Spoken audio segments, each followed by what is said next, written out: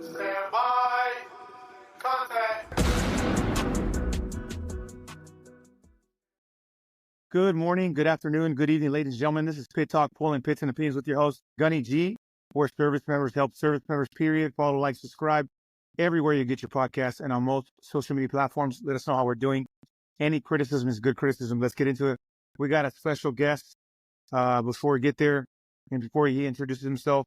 Thank you for the follows. Thank you for the likes. Thank you for the subscribes. I appreciate it. Much love going out to all my listeners and followers. Thank you very much. We have a special guest by the name of William J. Williams, retired Gunnery Sergeant, Marine Corps. Brad, go ahead and say hello. Hello.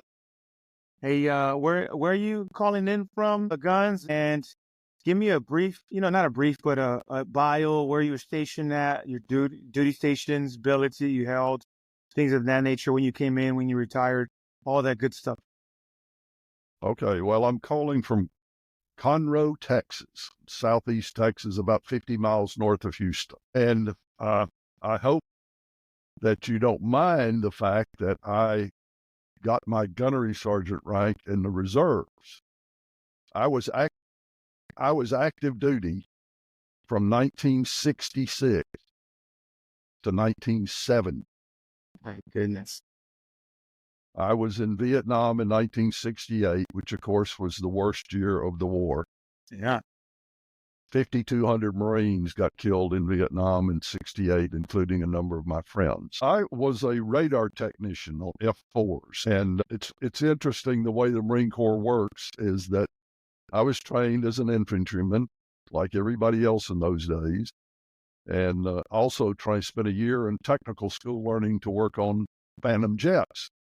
And then, of course, I have every set of original orders in my Marine Corps book over here on my shelf. And I got orders. I went to Okinawa and got orders to the 3rd Marine Division as a rifleman. And then they canceled those after a few days, and I ended up working in a fighter squadron in Da Nang in Vietnam. Because of all of the training I got in the Marine Corps, including discipline, which I had never had before in my life, I was out of the Marine Corps 9 days and went back to college at the University of Alabama and received an electrical engineering degree. And they never covered anything in college that we hadn't already covered in the Marine Corps schools. Well, they were Navy while I was in the Marine Corps. And then after being out 9 years, I missed being around Marines. And just before I got too old, I went back into reserve and was the communications chief for the 1st Battalion, H&S Company of 1st Battalion, 3rd Marines in Houston. And that plaque you see, the Marine Corps emblem over there, is I was fortunate enough to be Marine of the Year in that unit.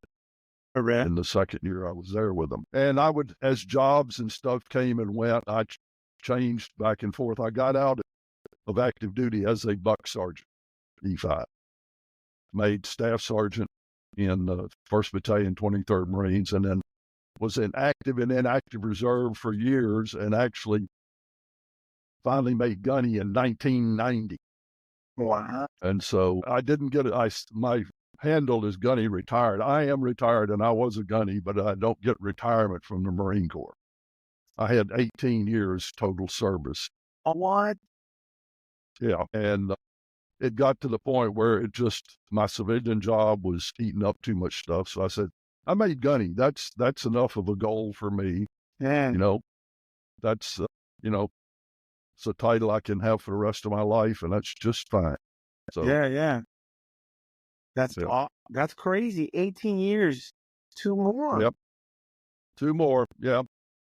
Yeah. But it would, at any rate, I was comm chief. The last reserve unit I was with was Brigade Service Support Group 2 in Atlanta, and I was the operations chief for the BSSG 2. Wow, that's crazy. I gotta ask. So the civilian job was getting too heavy, or it was kind of rolling into the reserve life? Is that why you got out, or is just it didn't jive? They didn't jive together. In my civilian job, I was making the same thing as a 4-star general in the Marine. Oh, that makes sense.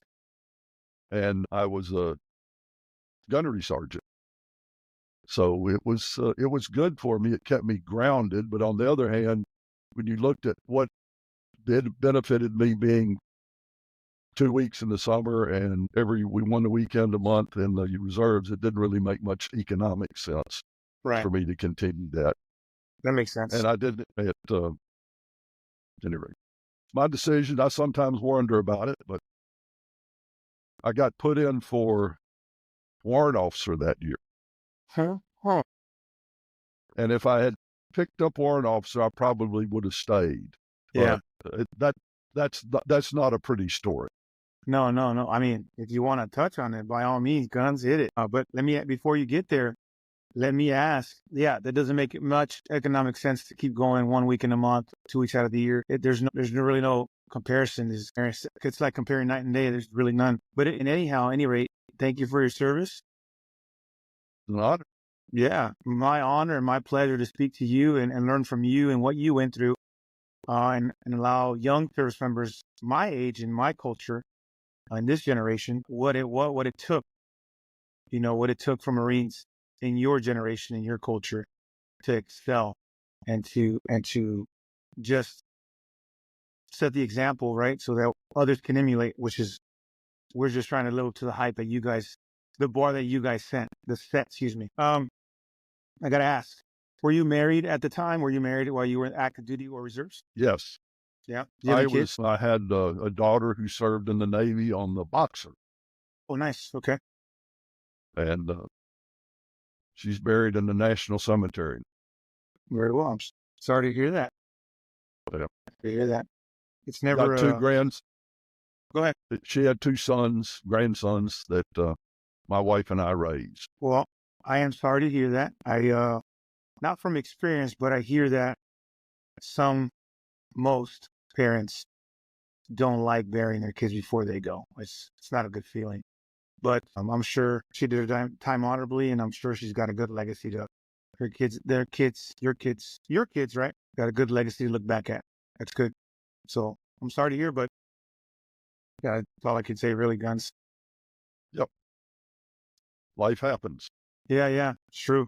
Very true. It's good that you're still here to tell her story.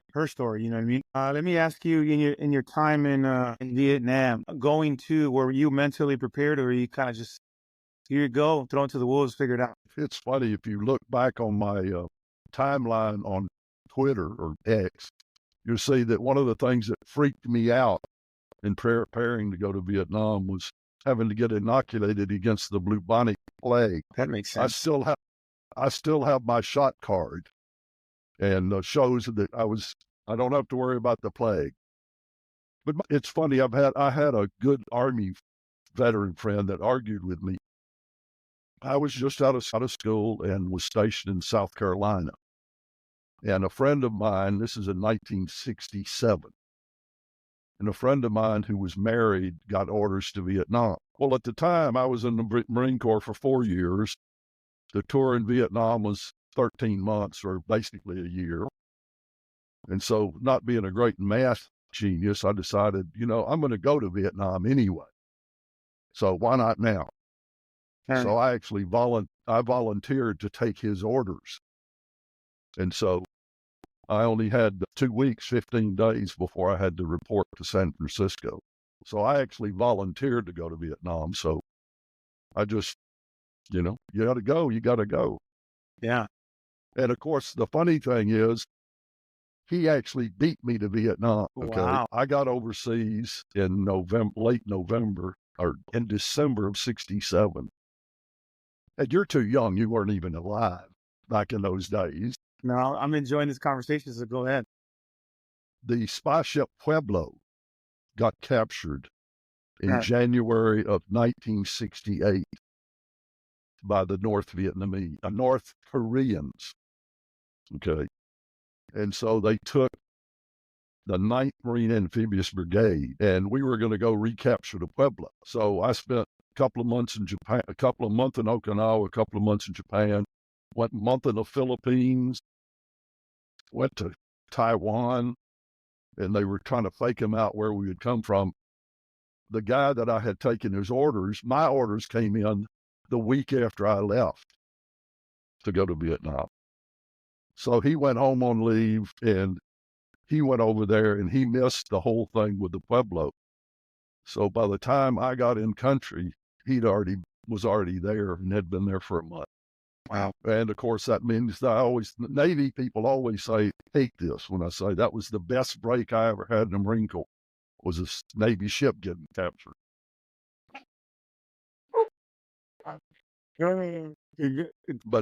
But Yeah, besides that part.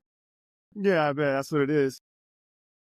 Oh, so at any rate, I was fortunate because, again, Ted of 68, the brunt of it started in February.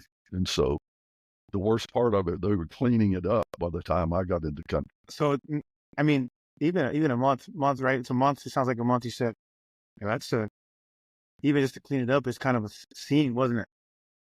Yeah. Oh, yeah. And then they had a lot of people don't know much about the Vietnam War. There was a mini Tet in the spring where they tried it again with what they had left. And of course, we kicked their butt. They kicked their arse again, huh? That's good. Yep. Hey, I'll tell you what. You were there 13 months, you said? That's what the tour was. I only ended up spending 8 months there because of the Pueblo. And The 13-month tour was your overseas tour, and I ended up spending several months running around the Far East before going into Vietnam. So I was very fortunate. yeah, absolutely. Because, I mean, knock on wood, God forbid, I don't know if I'll be talking to you right now. Right? Yeah, that's So thank God that you're here. Thank God you're get to tell a story, get to tell your story, get to tell a story to your grandkids about your daughter. So that's good. That's good. Everything works out for a reason and a purpose, Guns. And you're right here, living testimony of that.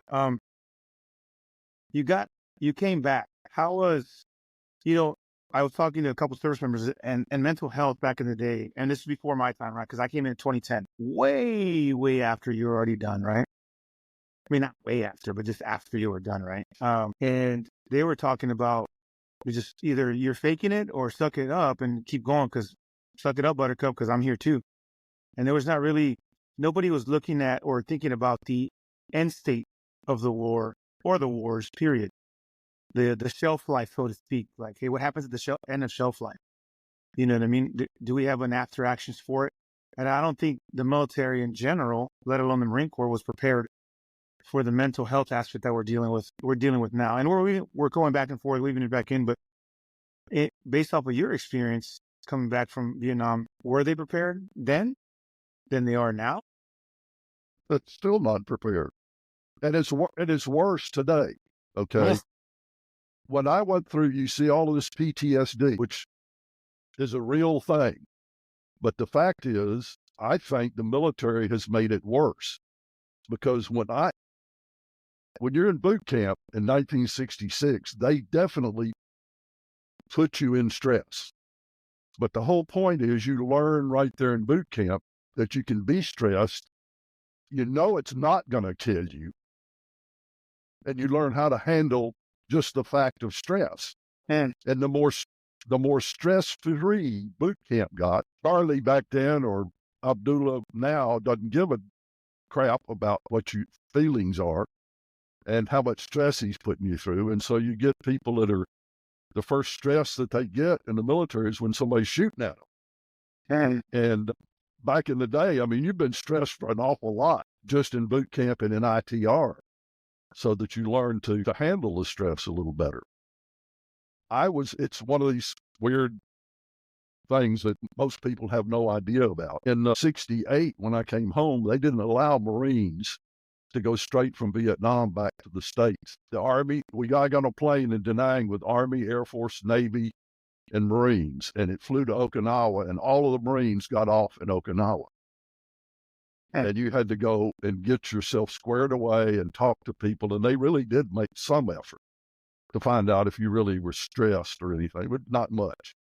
I spent 5 days in Okinawa before they would finally let me get on a plane to come home. A byproduct of that, oddly enough, because I've had this conversation with people who say, oh, you Vietnam veterans were so, terribly treated when you got home. Because it was a plane full of Marines, we landed at El Toro.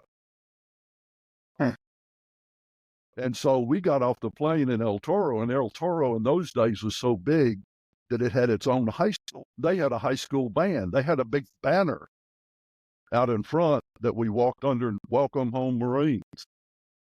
And they were playing patriotic songs and handing out candy and stuff. So I didn't immediately getting off the plane was the best it could have been. Hmm. Then they put us on buses and we went straight to LAX where they were spitting at you and shit like. But I'm 6'2", and when I came back from Vietnam, I weighed 100. Wow. I looked like death warmed over. Yeah, I know. I'm 6'3", 220 pounds. And I remember being stationed in San Diego as a drill instructor and going down to 180. I can't imagine another 40 pounds off of me. That's crazy. Yep. But the fact is, at my size, nobody wanted to mess with me. They may have given me dirty looks, but they didn't say anything. Plus, I had a 38 in my waistband behind my belt buckle that I had carried the whole time I was in Vietnam. In those days, the jungle utilities had bandage pocket in the right leg pocket, and that was that 38 fit perfectly in there. And everybody who'd been to Vietnam and come back that I had met before I went said, take a backup. And you didn't see any 45s around the airway. In those days, the pilots and air crews were issued a Colt Detective Special with a 2-inch barrel, which is the only thing that's good for us. Studied and captured us, as far as I'm concerned. So it wasn't unusual. So that's what I bought, and that's what I carried with me the whole time I was over there. Wow. And I had that. Of course, 68, they didn't have metal detectors and all that crap. I was bound and determined I was going to get home. Hell yeah. Wow, it's crazy. Yeah. And I still have no disability thing for PTSD. Okay. They push that on you all the time is Vietnam. You can have all kinds of physical problems, which in fact I have some, that you fight them tooth and nail, but they want you to say you got PTSD but that's fascinating statement. I would say that it would be, why are they fighting you for the physical disabilities if it's right there in front of you, vice the thing you can't see, right? Yeah. No clue. That is fascinating to hear. But they have a whole organization set up to deny you physical crimes. Huh. I don't know what to tell you. I'm about to dig into that piece later on, but that's crazy. Doesn't make any sense to me. You'd think that. Anyways, I don't know. Gotta take a pause here for a second. That doesn't make any sense. No way you look at it doesn't make any sense. You know what I mean? Well, you got to understand the VA is two parts. The healthcare part, which can be excellent. It can be crappy, but most of the time it's pretty dang good. And then you got the compensation and pension part, which they will fight you tooth and nail if you're a Vietnam veteran. If you're a modern veteran, I taught my last career before I retired for the good was teaching in a community college, teaching automotive technology. And every semester that I taught there, I had veterans in my classes. And dang near every one of them was 100%. Huh. And what's crazy too, and you'll find this out because you're a gunny, you're probably getting close to worried about doing all that. It's a workforce program for automotive. So the military will pay you a living expenses and your tuition and everything else for this to become an auto mechanic. But then I ran up on one who the last semester, we always had them a work program where they had to have an actual job in the automotive field. And he couldn't do it because he was 100% disabled. So he's getting 100% disability. He's getting paid to go to school for a degree that he can't use. Wow. Huh. So wait, because you were in Vietnam, they're not giving you, they're fighting you tooth and nail. And I say not giving to you. I can't, based off what you're telling me, it sounds like throwing punches back, like no, yes, no, yes. Is that what you're saying? Oh, yeah. Wow. Oh, yeah, absolutely. Absolutely. You go there and they said, people talk about war stories and people not telling war stories. And I think part of that has to do with most people, their war stories wouldn't live up to their audience's expectations. Daring do, and, Arnold Schwarzenegger running through, this M60 under one arm and something under the other. It was hot in Vietnam, so I always slept naked, okay? So most of the time I worked at night, but I was actually not working at night and would sleep in the daytime. And so that's about the only way you could sleep, and it's 100+ degrees. And so I was in my rack, which I built, and we got attacked. So I grabbed my flak vest, my helmet, my weapon, and my ammunition, and ran for my fighting position. And they used pallets for sidewalks. And my foot got caught in a pallet, and I broke most of my toe falling down. Wow. So it was under attack, and it happened to somebody not too long before that, and they gave him a Purple Heart. I mean, it's under attack and blah, blah, blah. At that time, I was about 3 weeks from coming home. And I said, I am not going to come home in a cast. And people say, oh, well, how were you wounded? Well, I was naked except for my war gear and fell down and broke my foot. That's funny. It is funny now, but 50 years ago, it didn't sound very. So, at any rate, I had the only real bad problem I have now is still with my foot because of it didn't heal up right because I didn't get anything done about it. That's funny, Guns. That's wild. Look, I'll tell you what, the reason why I do this, and I get to talk to, a bunch of kinfolk all over the place from 20+ years to 30+ years to 8 years or to 10 years, whatever have you, is that, certain people do it really well, and they interview all these SOC operators, great story, amazing stories. But how many service members can relate? Not a lot, because it's literally less than 1% of the community, right? Even more so now. But this is great. This is funny. Right? Not that I'm making fun of you, but the story is funny. Maybe back in the day, it was probably not something you want to share because you're going to get looked at like, what the, right? How kinetic was it while you were there the entire time? Well, for every Marine that was in the field, I remember reading this in Stars and Stripes, there were 7 doing something else. But in 50-something years since Vietnam, I've only ever met one of them. Now, I've met many recon and snipers, and I even met one that was a recon sniper from 1960, which they didn't do. I don't know about today's Marine Corps, but in those days, there was no such thing. Recon did this, snipers did that. And I actually met a guy who'd been a cook. There you go. But all the rest of them, all the Army people were Special Forces, all the Navy people were SEALs. And I mean, they only had one SEAL team back then. So I think, the fact is, that's one of the ways you can tell fake Marines. God knows in 50 years, I've seen a lot of them. Is that I have never met a real, honest to God, in the field grunt who was not appreciative of the air. Yeah. That makes sense. In the rear with the gear and all that. Well, the fact is, when you get wounded, who came and got you? The rear. Yeah. And when the shit hit the fan, I know the F4s, they loved them. Come out there and drop a little napalm. Mm. So the real guys, in my experience, are always ones that appreciate the fact that you served in there, that I served in there. And I actually, funny thing, as much flack as we give each other, because I work with a bunch of 03s, 0311s, 8152s, 0369s, and the much as flack that we give each other, I think that currently, it's a mutual respect. Like, look, dog, I know what you do. I don't do it. And he goes, well, and the same vice versa. I know what you do. I ain't doing it, right? Like, it's just kind of a mutual respect thing. And back in the day, maybe not so much, but I got to ask, Guns, you were married the entire duration of your service?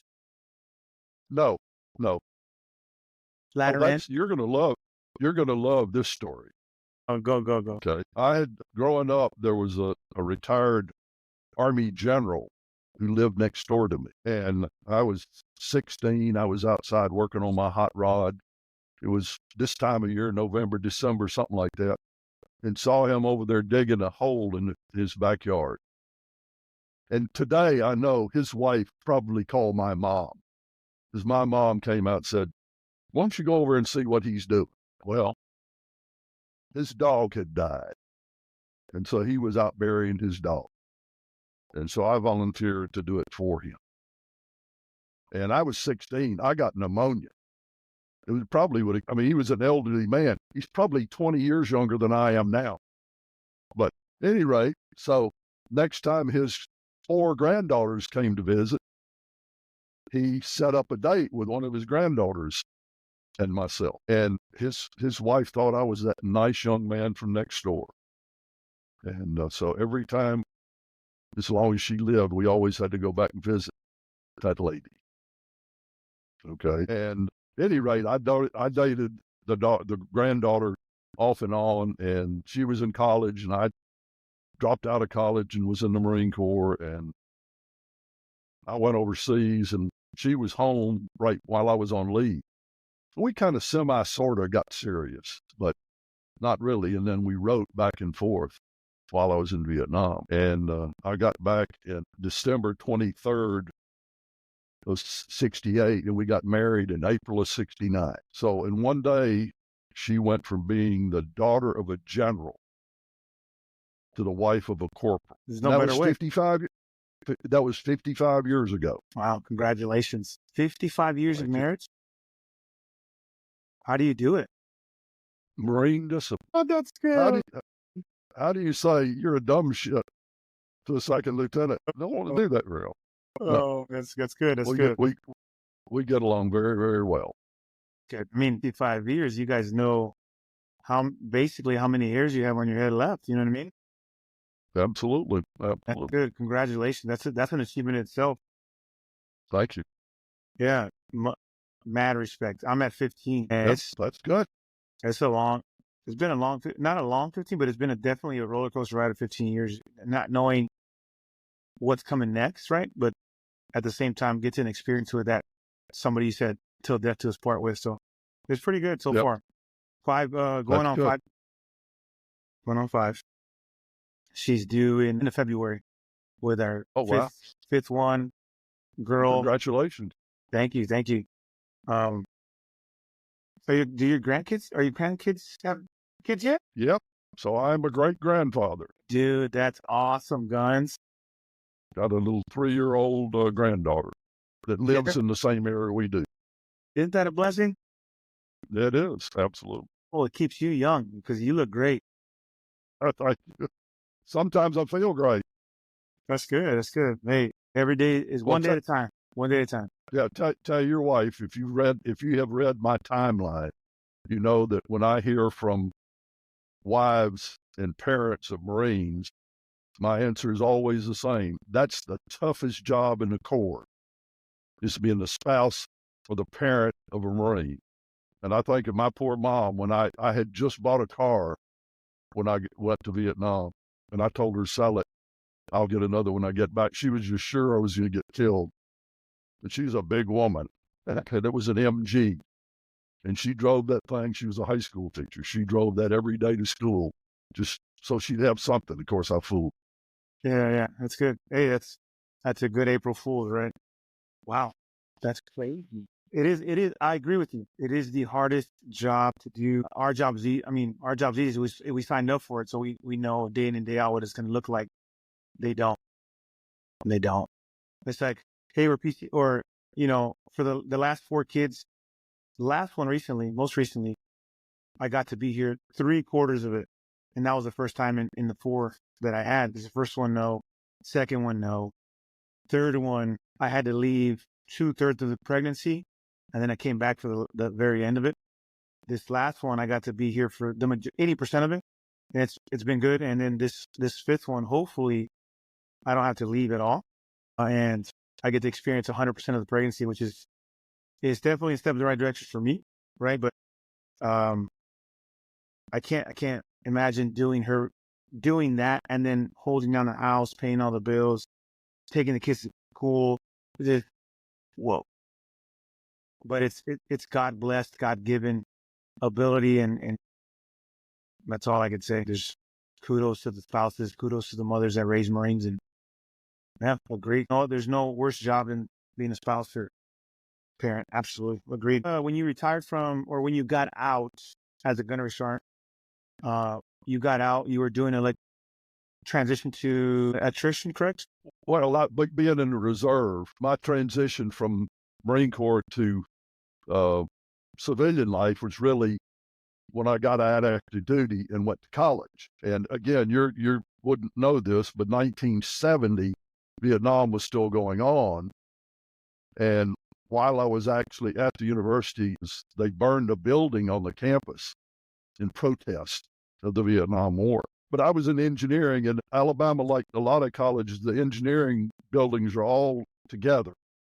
And it was away from all of the foo-foo-rah stuff. The English and poetry and stuff like that. And immediately on starting classes, because I had white sidewalls, and I saw another guy with white sidewalls, and he was third MARDIV.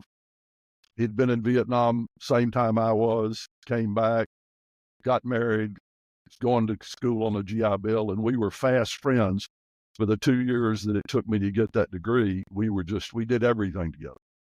And you asked earlier about mental health issues. I've always felt like that was my counseling. And we'd sit there with a jug of wine or bottle of scotch or bottle of bourbon or whatever. He'd been an 0311, 2 Purple Hearts. He had some war stories. But again, we, sat and talked about him. And again, he had absolutely no problem with air wingers. Yeah. He said, I just wish I could have got one of those jobs. Yeah, that's true. Wow. So that was your counseling. I mean, you can look back now and say that's what helped me through. A jug of wine, though, I don't think they sell jugs of wine anymore. It's kind of like 20 ounces. That's another Vietnam. I mean, I had never been on a podcast, so I honestly didn't know if you would ask questions or want to hear stories or whatever. In Vietnam, the Air Force had a liquor store. Okay. And all of the hard liquor was sold in 40-ounce bottles. That's bigger than a fifth. Yeah. And there's a big sign, and I wish I had a sense of history, a better sense of history, because they had taken a picture. They had a big sign over the door that said, nobody under 21 are Marines allowed. Marines were not allowed to have hard liquor. Okay. You could have 2 beers a day, and that was it. And when I say that I didn't have a sense of history, actually hanging around here on the wall, at least the air wing in the Marine Corps always went with the plan of the day. You got the plan of the day, who's the OD and SDO and all that sort of stuff. But they'd always have some words of wisdom, And there were 2 times in Vietnam where I read that and said, I am going to keep this. Yeah. Okay. One was telling people to quit getting on top of the bunkers and watching rocket attack. Taking some casualties, one hit on the rocket hit on top of a bunker and killed a bunch of people. But I mean, the rockets red land, it was a pretty spectacular when those 122 millimeter rockets came flying over, and big boom. And the other was on the evils of marijuana, as only a Marine lieutenant could write. Wow. I didn't do dope then. I don't do dope now, but it just was funny the way that they were trying to convince you not to smoke marijuana. Well, I mean, that's going to be hard to do, not to watch a good fireworks show and then to ease the pain. Focus on the boat, I don't know, that's going to be hard to do. Quite a combination, though, doing both at the same time. I don't know. Yep. Look, you look back at your service. Obviously, you did it honorably, obviously. You look back at your service. You can't regret anything. right? Because then you wouldn't have the things you do, or things would have changed tremendously for you if you regretted one decision. So I know there's no regret for you, not at this point. But when you look back at your service, what's the biggest takeaway out of the 18 years? The good, positive, and then we'll talk about the negative here in a second. Well, the main thing is I was a pretty rotten kid. I mean, I just was not well disciplined. I didn't brush my teeth growing up, didn't make my bed. Okay.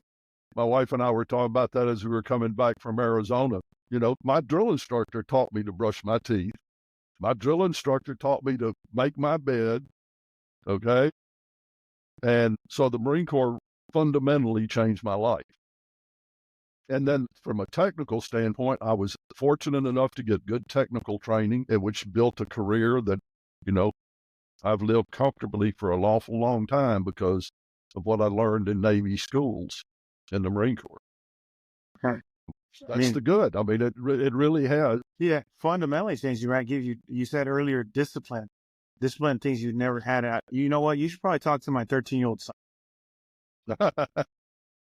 I tell him every day, I was like, you're going to join the service. I don't care what service you join, but you're going to join one. And it's going to do something for you. It's going to fundamentally change you because you're not that he's a good kid, very good kid, just, you know, bored. My dad was a Marine. He always said his only claim to fame was he was a PFC when Chesty Puller was a private. That's wild. Yeah. Second Nicaraguan campaign. Small world. My goodness. That's crazy. Now I can truly say I know somebody that knew Chesty. There you go. So they did serve together. Wow. That's crazy. Man, oh man. Back to my 13-year-old son, and I'll tell you what, fundamentally changed you. Brush your teeth. My goodness. You know how hard it is to get a boy to get on the straight and narrow. I can't imagine. I mean, I don't know how I was. I don't remember how I was a teenager, but I'm sure it was probably similar to what he was doing. But yeah, fundamentally changed you, gave you discipline, technical expertise, and experience. And you said, I mean, mic drop, guns, like there's nothing else really to say. Everything that you have now sounds like it's because it's rooted back to the Marine Corps. Absolutely. What's 18 years of honorable service, good roots, good foundation for you and your family. But I know there's one big negative takeaway. There has to be one thing that stands out to you.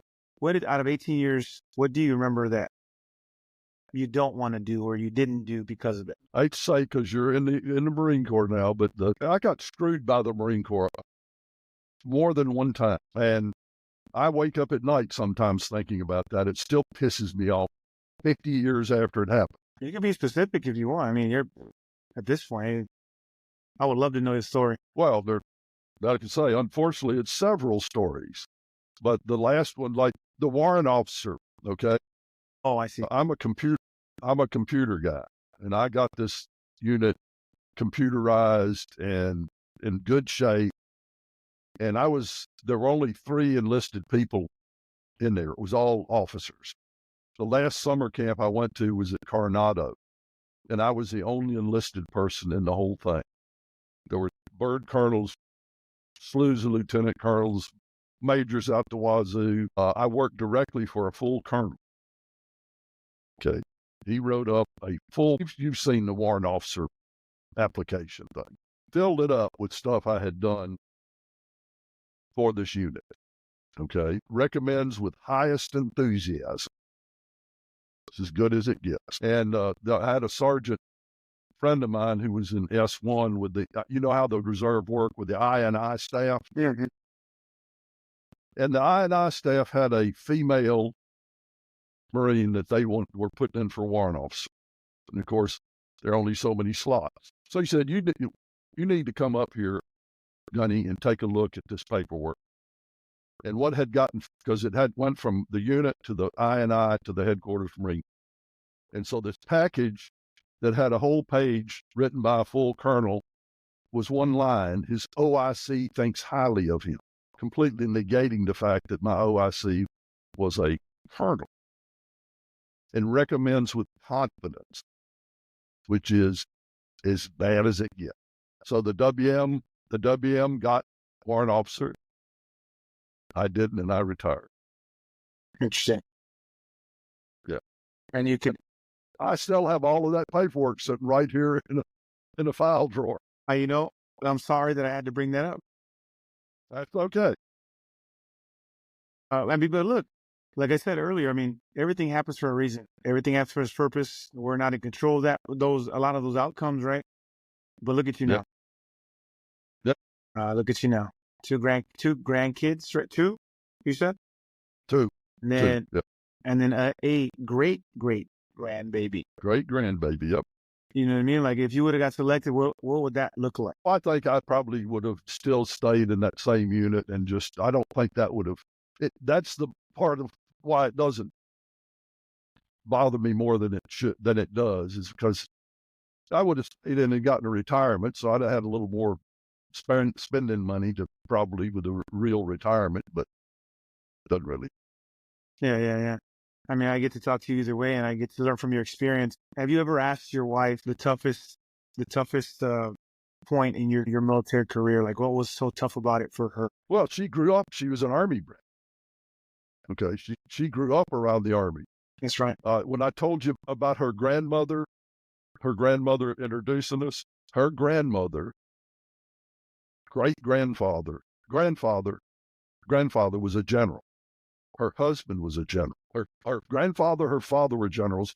Her husband was a general, and two of her three sons became generals. Wow. Only one made it to colonel. And so she knows what the military's like.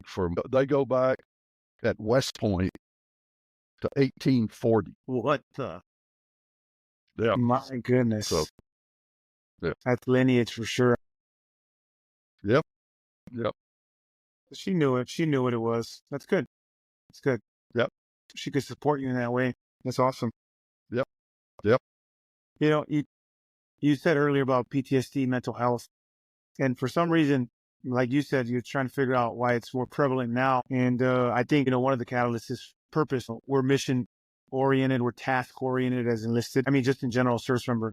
And we struggle with mental health now. We're losing battles and wars here with service members in that way than we were losing them during the war, the last 20 years of war, right? With Afghanistan and Iraq. Give them a tool for their toolbox, the ones struggling right now and considering taking that 30-inch step the wrong way, right? Give them some insight. What helped you during your tour, during your experience in the Marine Corps, and give them some insight there, Guns. Well, I wish that they would teach this to people. I learned it on my own.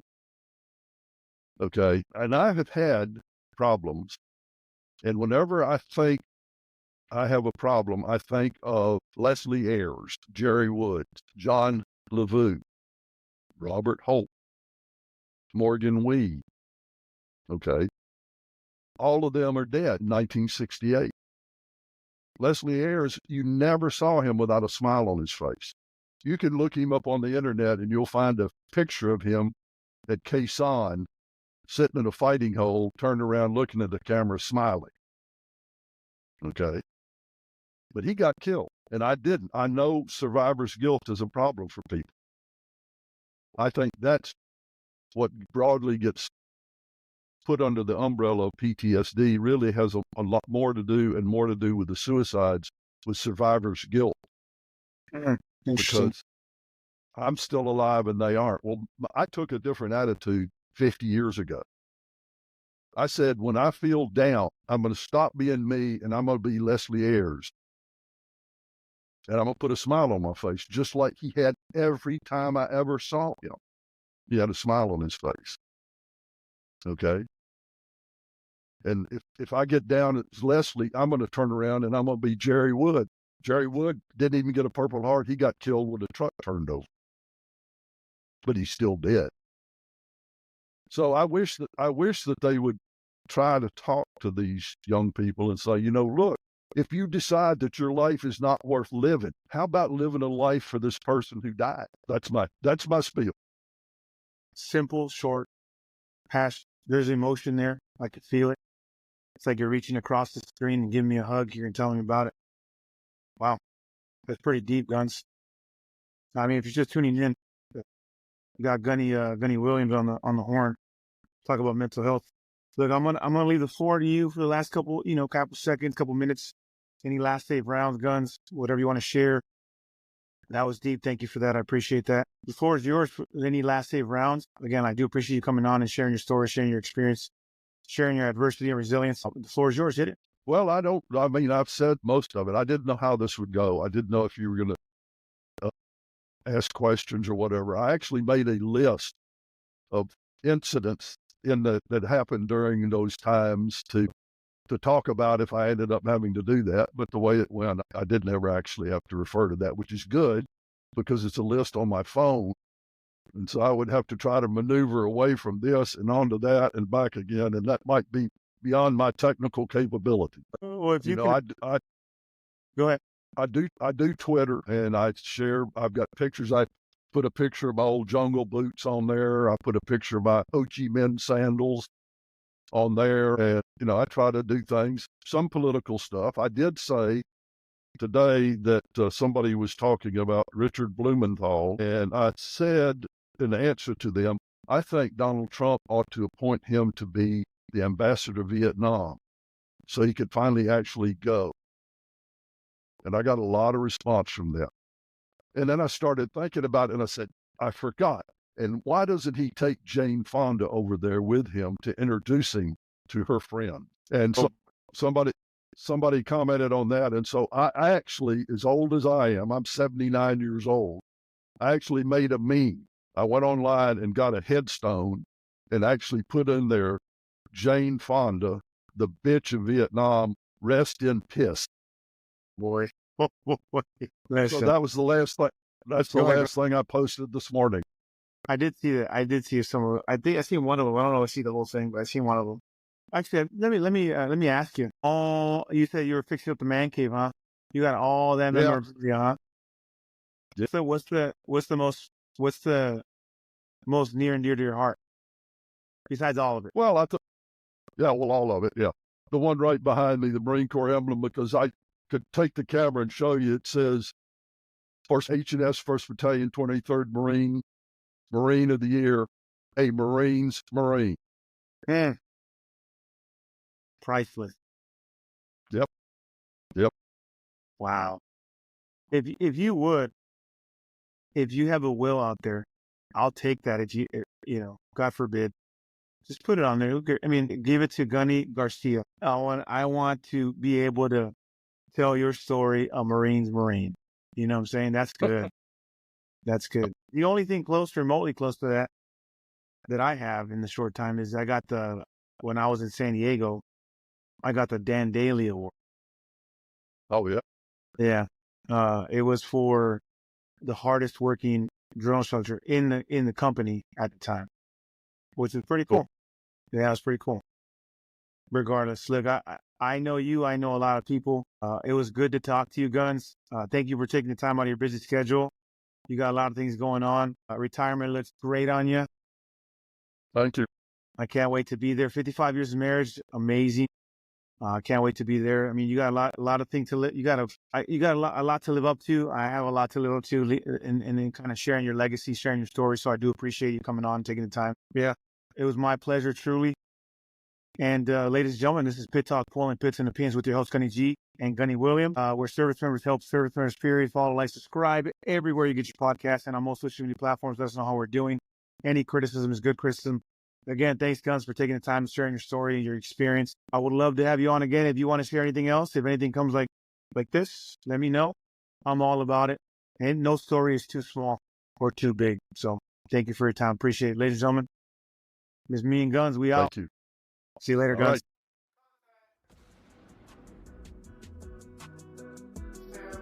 Stand by, contact.